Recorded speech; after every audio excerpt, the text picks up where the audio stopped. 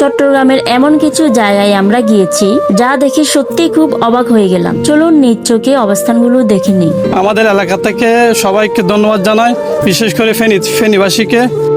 আসসালামু আলাইকুম প্রিয় হ্যাপি ফ্যামিলির আপনজনেরা। সাতকানিয়া ও বাঁশখালী দুটি জায়গার ভিতর আমরা শুরুতে বাঁশখালী স্থানীয় কিছু বাইবাদারকে সাথে নিয়ে চললাম।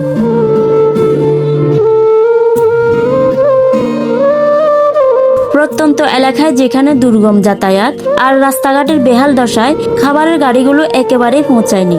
তারপর সবাই মিলে অনেক পথ ফাঁড়ি দিয়ে চলে এলাম প্রত্যন্ত কিছু এলাকায়, যেখানে বিশুদ্ধ পানি আর খাবারের খুবই প্রয়োজন। বর্তমানে বন্যার পানি নামার সাথে সাথে ক্ষতিগ্রস্ত বাসস্থানের চিত্র ফুটে উঠায় এটি খুবই মর্মান্তিক বিষয় হয়ে দাঁড়ায়। এখানে নিম্ন আয়ের মানুষদের বেশিরভাগ মাটির ঘর হওয়াতে বন্যায় স্থানগুলো বেশি ক্ষতিগ্রস্ত হয়, যা থাকার অনুপযোগী হয়ে দাঁড়ায়। তারপর আমরা খুব চেষ্টা করেছি নিজের চোখে দেখে দেখে সঠিক প্রাপ্য মানুষদের হাতে উপহার সামগ্রী তুলে দিতে। বাঁশখালী ও সাতকানিয়া যাওয়ার পর আমরা যতটুকু বুঝতে পারি, সাতকানিয়া থেকে বাঁশখালীর অবস্থা খুবই করুণ।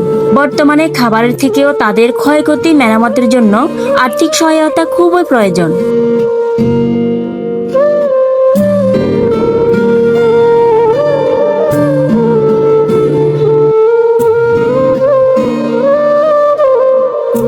প্রিয় বন্ধুরা, আমরা বর্তমানে আছি বাঁশখালী 11 নম্বর ইউনিয়ন পশ্চিম ফুইচুডিতে। এখন এই এলাকাবাসী বাইরা সবাই আসছে, ওনাদের মুখ থেকে আমরা এই বন্যা নিয়ে একটু তাদের মন্তব্যটা একটু শুনি। আসসালামু আলাইকুম। আজকে পর্যন্ত দ্বিতীয়বারের মতো আমাদের এখানে ছোট একটা মিনি পিক আপ চলে আসছে বন্যা নিয়ে, ত্রাণ নিয়ে। এর আগে একজন আইছিল, মোটামুটি কিছু পরিমাণ এখানে ত্রাণ সবাইকে দিয়ে গেছে। আজকে দেখি আরেকটা ফেনী থেকে অনেক দূর থেকে এরা প্রায় 30 ফ্যামিলিকে ত্রাণ দেওয়ার জন্য এখানে চলে আসছে। এখানে আরো অনেক ত্রাণ আছে এখানে সবাইকে দেওয়ার জন্য।